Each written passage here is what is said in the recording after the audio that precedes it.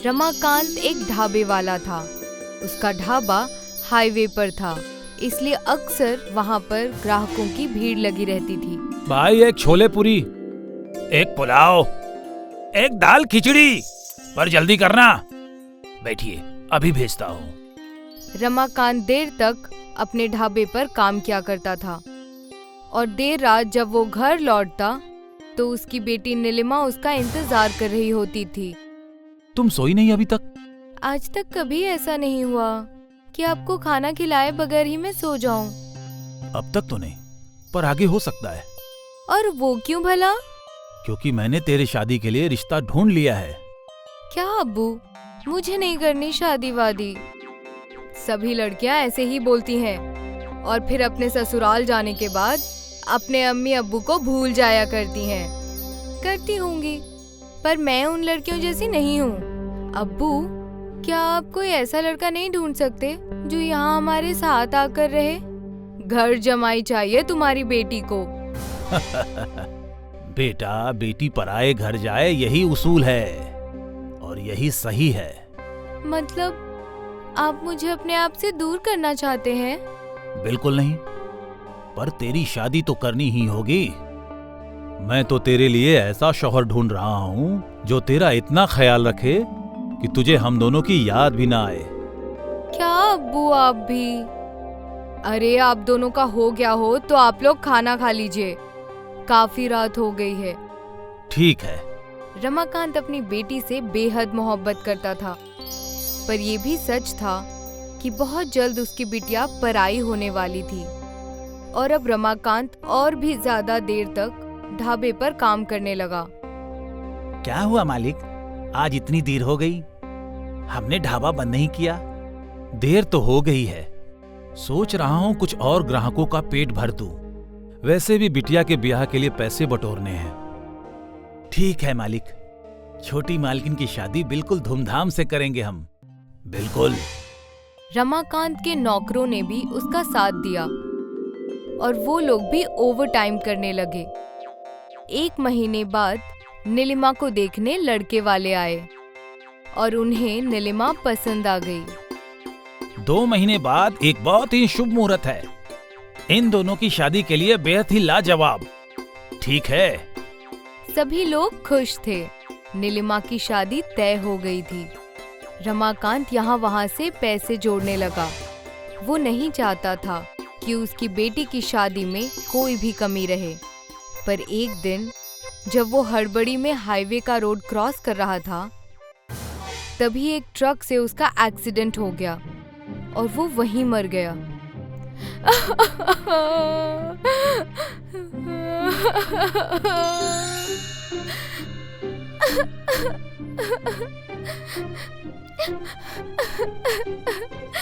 जिस घर में डोली उठने वाली थी, उस घर में अब्बू की अर्थी उठी।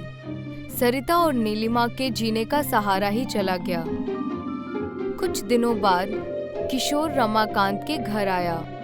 भाभी, रमाकांत भाई ने मुझसे 2 लाख रुपए उधार लिए थे। कहा था बिटिया की शादी है, बाद में लौटा दूंगा। अब वो तो नहीं रहे, अब मेरे पैसे कौन लौटाएगा? उन्होंने मुझे इस बारे में कुछ नहीं बताया।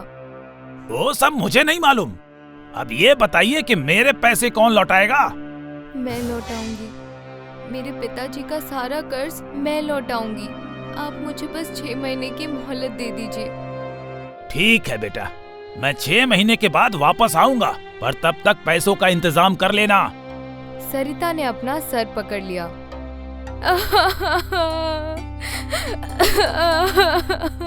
अम्मी, तुम चिंता मत करो, सब ठीक हो जाएगा। पर ये कर्ज कैसे उतारेंगे?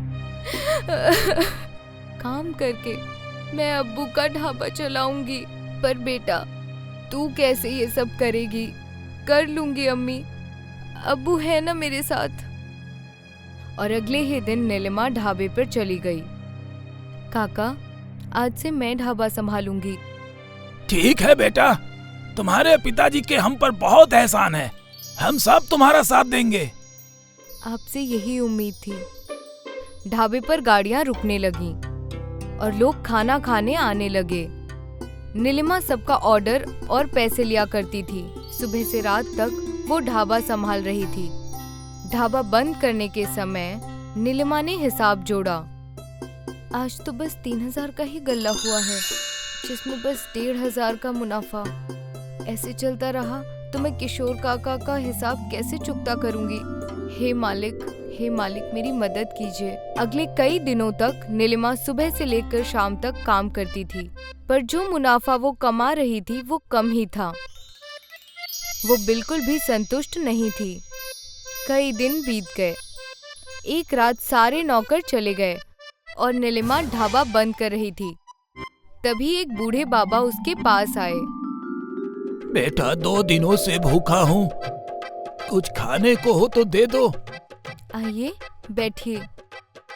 पर बेटा, मेरे पास तुझे देने के लिए पैसे नहीं है।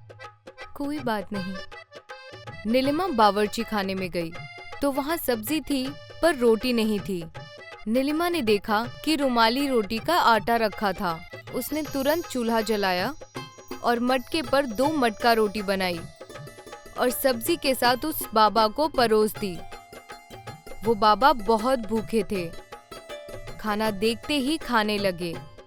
जब उनका खाना खत्म हुआ तो उसने हाथ धोए। शुक्रिया बेटी, तूने एक भूखे का पेट भरा है। भगवान तुम्हारा हमेशा भला करेंगे। मैं भगवान से तुम्हारी सलामती की दुआ करूंगा।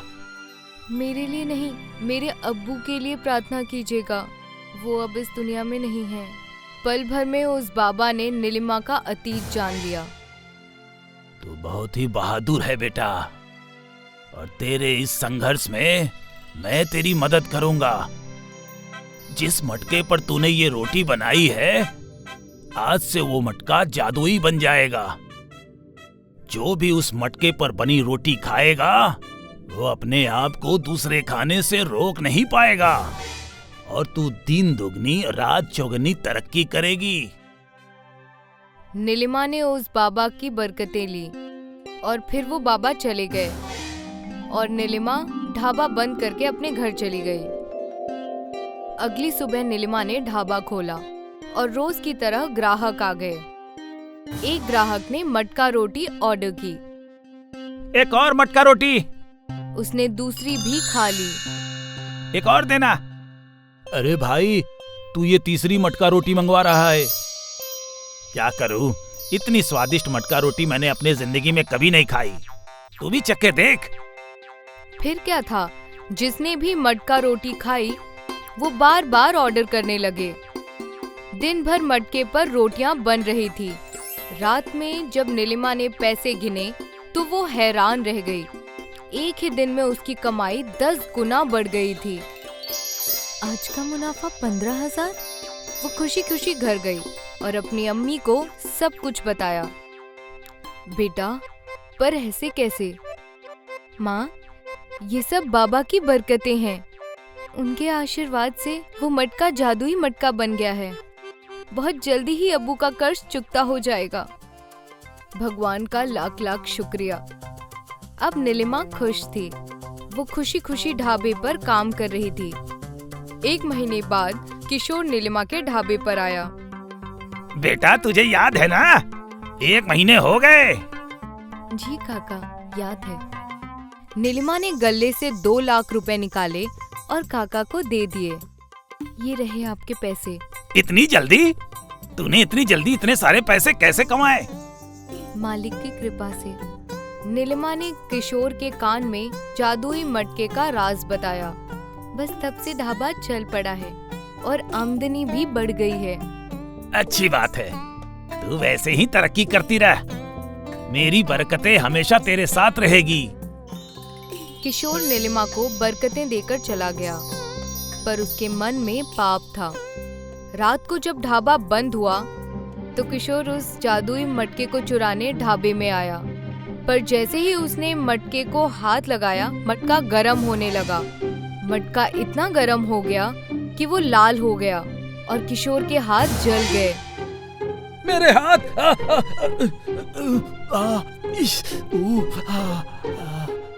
किशोर को अपने लालच की सजा मिली। उसको जादुई मटका रोटी वाला मटका भी नहीं मिला और उसके दोनों हाथ भी जल गए। इसलिए कहते हैं कि लालच बुरी बला है।